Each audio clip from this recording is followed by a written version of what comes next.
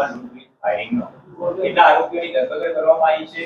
પૂછપરછ દરમિયાન આપણો ગુનાનો ભેદ કઈ રીતે ઉકેલાયો અને કેટલો મુદ્દામાલ રિકવર કરવામાં આવ્યો? 2024ના 16 જુલાઈ 2024ના રોજ એક ઓફેન્સ બનેલો ખાડિયામાં પતાસાની પોળમાં. માણેક ચોક, જેમ તમે જાણો છો, આખો સોનીની બજાર છે અને એની અંદર બહુ બધી દુકાનો આવેલી છે.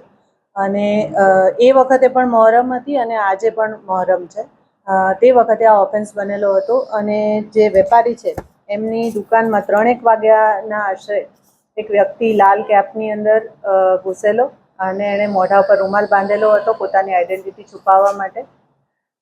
એ વખતે એણે જે ફરિયાદી છે એમને પગમાં ગોળી મારી અને 1,51,83,000ની લૂંટ, જેમાં ચાંદીની પાટો, રોકડ રૂપિયા વગેરે ઇન્ક્લુડ થઈને આટલો મુદ્દામાલ થતો હતો. ત્યારબાદ આ આરોપી જગ્યાથી ભાગી ગયેલો અને 2 વર્ષથી આ ઓફેન્સ અનડિટેક્ટ હતો. આ ઓફેન્સને શોધવા માટે સતત અમે બધા જ ખૂબ પ્રયત્ન કરી રહ્યા હતા. હાલના ડીજી સર અને અમારા સીપી સર એમનું સતત અમને માર્ગદર્શન અને આ ગુનો શોધવા માટે એમની ચિંતા હંમેશા દરેક મિટિંગમાં સર વ્યક્ત કરતા હતા. આ ગુનો શોધવા માટે જે અમે લાગેલા હતા એમાં ટેકનિકલી પણ લાગેલા હતા અને હ્યુમન ઇન્ટેલિજન્સથી પણ અમે મહેનત કરી રહ્યા હતા. અમુક સીસીટીવી પણ જે તે વખતે મળેલા હતા તો પણ આ ગુનો શોધી શકાતો ન હતો. એક નાની એવી ઇન્ફોર્મેશન મને એવી મળેલી કે એક જામનગરની અંદર 2024માં ઓફેન્સ બનેલો છે ઘરફોડનો અને એની અંદર એક પિસ્ટલ ચોરી થયેલી છે અને અમુક રાઉન્ડ પણ ચોરી થયેલા છે. એનાથી પિસ્ટલ ચોરી થયેલી હતી અને એ પિસ્ટલનું જે વેરઅબાઉટ, મતલબ એનું જે દેખાવ હતો એ આપણા ગુનાની અંદર વપરાયેલી પિસ્ટલ જેવો હતો. એટલી લિંકથી અમે શરૂ કરેલું હતું.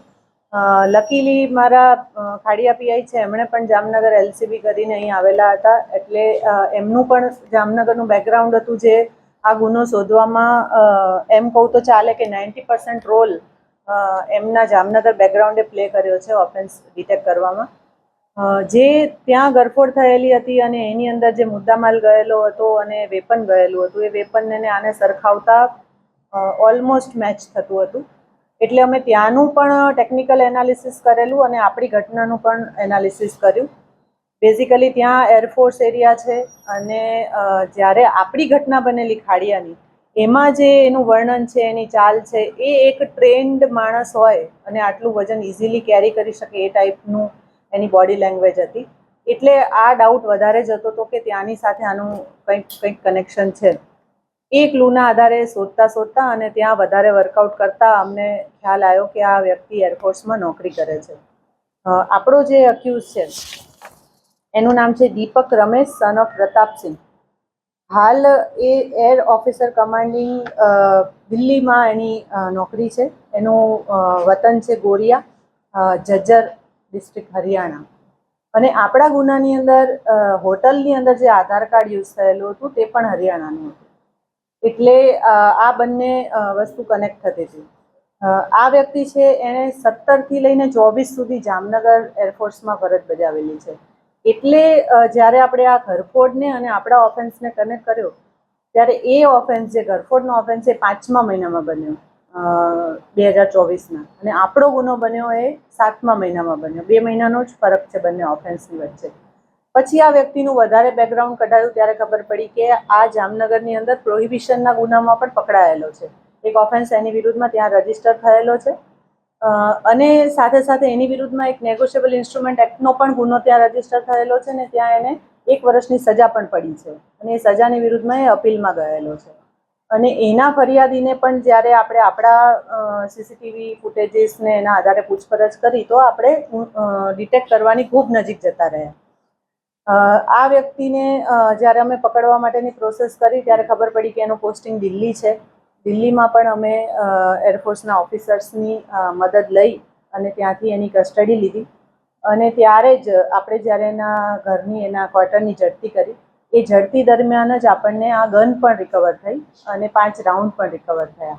અને અમુક મુદ્દામાલ રિકવર થયો છે, જે એટ અ મોમેન્ટ આપણે ફક્ત પંચનામું કરીને રિકવર કરેલો છે, એટલે એની ખરાઈ કરવાની હજી બાકી છે.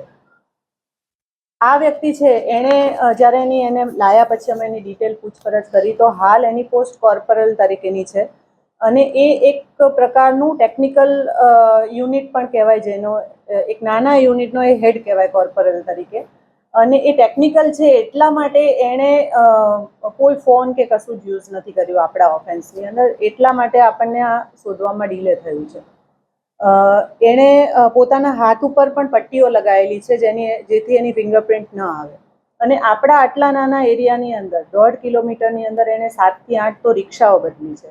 અને અહીંયાથી જે ભાગી જાય છે એ દરમિયાનમાં પણ જો કોઈ પણ જગ્યાએ એણે વ્હીકલ બુક કરવાની જરૂર પડે કે કોઈ પણની સાથે વાત કરવાની પણ જરૂર પડે તો એણે બીજા કોઈ વ્યક્તિના ફોનથી જ કર્યું છે, એટલે એનો ફોન એણે ક્યાંય પણ યુઝ જ નથી કર્યો. અને જ્યારે પણ આવો પ્રોહિબિશનનો મુદ્દામાલ લઈને આવતો જતો ત્યારે હંમેશા એની વાઈફ ને બાળકોને સાથે રાખતો, જેથી કોઈને પણ એના પર ડાઉટ ન જાય. આપણો જે ઓફેન્સ કર્યો એના પછી એણે એક શોપમાં જઈને કપડાં પણ ચેન્જ કરી લીધા છે.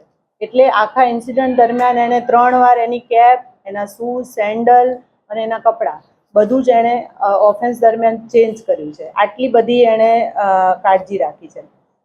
બીજું કે આ દુકાન ઉપર કેમ આવ્યો, જે મેઇન પ્રશ્ન છે તમારો, કે આ વ્યક્તિ છે ને એને સટ્ટો રમવાની આદત છે, એટલે એને દેવું થઈ ગયેલું હતું. દેવું એને થઈ ગયેલું હતું એટલા માટે એણે આવો વિચાર કર્યો લૂંટ કરવાનો, અને માણેકચોક એરિયાની વિશે એને જાણેલું હતું કે ત્યાં બહુ બધી સોનીઓની દુકાન છે. આની અંદર હજી એને કોઈ ટીપ આપના છે કે નહીં એ આપણી તપાસ હજી ચાલુ છે. પણ આ જગ્યાએ જે ઇન્સિડન્ટ પ્લેસ ઉપર એ આવે છે ત્યારે એ એકલો જ છે અને એણે સેમ ડે મતલબ આગલા દિવસે આવેલો છે 15 તારીખે, એ દિવસે અને 16 તારીખે ઘટનાને અંજામ આપતા પહેલા એણે ખૂબ સારી રીતે રેકી કરી છે. અને આ શોપની અંદર જ્યારે એક જ વ્યક્તિ છે, બીજું કોઈ હાજર નથી, એવા ટાઈમે ઇન થયો છે અને એણે આ ગુનાને અંજામ આપ્યો છે. એટલે હાલ એની આટલી એમો આપણને ક્લિયર થઈ છે અને પ્રોહિબિશન અને નેગોશિયેબલ ઇન્સ્ટ્રુમેન્ટ એક્ટનો કેસ એની પર પેન્ડિંગ છે. સીધું એણે હરિયાણાનો જ રસ્તો પકડેલો, એને સીધો હરિયાણાનો રસ્તો પકડેલો અને એણે એના ફોન પણ એની પત્નીને આપી દીધેલા, એટલે એના ફોન સતત ચાલુ રહ્યા અને એના લોકેશન બી હરિયાણા જ આવ્યા, એટલે કોઈને એ અહીંયા આવ્યો છે એવો કોઈ ડાઉટ જ નથી પડ્યો.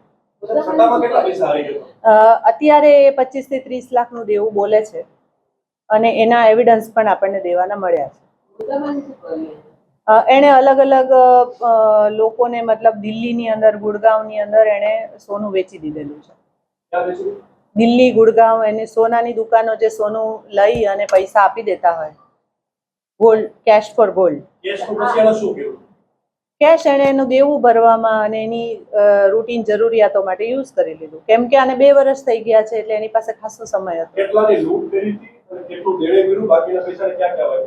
એને લૂંટ કરેલી હતી 1,51,83,000ની.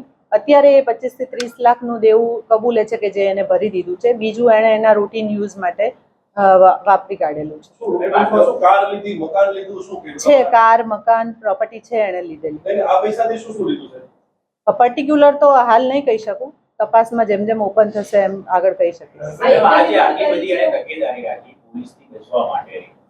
અધિકારી હતો એટલે પોલીસની ગતિવિધિથી પણ વાકેફ હશે. બિલકુલ. પણ અન્ય કોઈ જગ્યાએથી તેણે આ પ્રકારની કોઈ ટિપ્સ લીધી હોય, કારણ કે પોલીસને ગેરમાર્ગે દોરવા માટે સતત શર્ટ પણ ચેન્જ કરી નાખતો હતો, વારંવાર રિક્ષાઓ ચેન્જ કરતો હતો. આ ટિપ્સ અન્ય કોઈ જગ્યાએથી મેળવી હોય એવું કંઈ જણાવ્યું? હાલ આપણને એવી ખબર નથી પડી કે કોઈ જગ્યાએથી એને ટીપ લીધી છે, બટ એ પોતે આ માહોલથી જાણકાર છે, પોલીસની વિશે પણ એને ખ્યાલ છે, કઈ રીતે ટેકનિકલી પણ ગુના પોલીસ ઉકેલતી હોય છે એને ખબર છે, એટલે જ એણે આટલી બધી સલામતી રાખી હતી કે ક્યાંય કોઈ પણ જગ્યાએ પકડાય નહીં.